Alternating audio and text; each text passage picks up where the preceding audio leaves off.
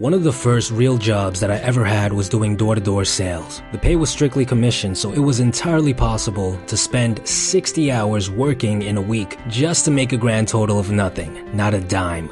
Now, luckily for me, the training that they provided was rather exceptional, and one particular concept has continued to stay with me till this very day. A concept so powerful that it has brought me massive success in all areas of my life. The law of averages. Now, to understand this law and what it has to do with you, let me paint a picture of what exactly my job entitled. I sold telecommunication services. Think TV, internet, and home phone. I would spend the majority of my day knocking on doors looking for potential buyers. There were three categories of people that I would meet throughout the day. The first was the most common. They were the hard-nosed customers. They loved their current provider. They had no issues with them, and they did not want to hear your pitch. They were the same ones to chase you off their porch with their surprisingly large collection of pit bulls. True story, by the way.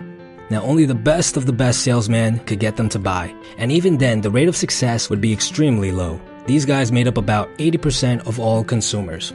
Next up were the medium difficulty consumer. They were much less common than the hard consumers, and they made up about 10% of the consumer base.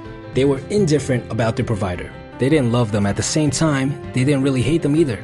There would always be one or two things that they wish could be improved upon, but for the most part, they weren't really looking to buy. However, they were willing to listen. The best of salesmen could close a decent amount of these guys, while the moderately good salesman could also grab a couple. But if you were new to the game, you'd have a pretty hard time making the sale. And finally, there were the easy consumers. They were extremely rare, but they were straight out buyers. They were already having issues with their providers and were considering on changing but never really got around to it. If you as a salesperson were to find these people, no matter how bad of a salesperson you were, you basically had a sale. All you had to do was not screw up the paperwork, and the chances of finding these was about 1 in 100. Now, the law of averages states that the likelihood of certain events evens out if the frequency is increased, which meant that if I spent an entire day bumping into only hard-nosed consumers, I was not to get discouraged, because if I kept on knocking, I would eventually bump into an easy consumer, and this was very often than not the case.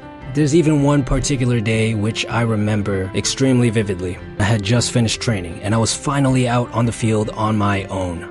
I was in this humongous apartment complex with about 15 floors and over 300 doors. I spent 10 hours that day knocking on doors, getting yelled at left and right. In my head, I was thinking, law of averages my ass. It's all about the territory and the price of the product and the weather outside.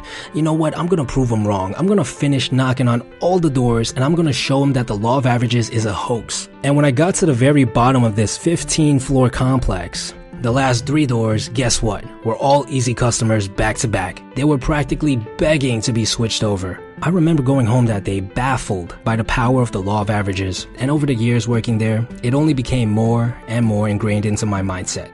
Now, what does the law of averages have to do with you? You don't do sales. Well, no matter what your goal is, you're gonna bump into a large majority of hard rejections. A couple of indifferent rejections, ones that if you're skilled enough, you can win over.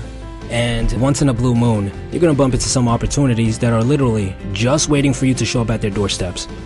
Whether it be in regards to your dating life, getting a job, or even getting recognition for your creative work, the large majority of people are going to reject you. What you have to keep in mind is, the more times you take action, the more times you get rejected, the closer you are to finding those who are excited to actually work with you. So if you want a girlfriend, you gotta go out there and approach more women. If you want to get a decent job, all you have to do is apply to more places. And if you want to get recognized for whatever creative expression that you tinker in, all you gotta do is keep on creating. Now, don't worry if you bump into a wall of rejections early on, because that's how the game works. You're supposed to get rejected. Life is all a numbers game, and the odds are never going to be in your favor. But if you keep playing, you're going to win. And that, my friend, is the law of averages.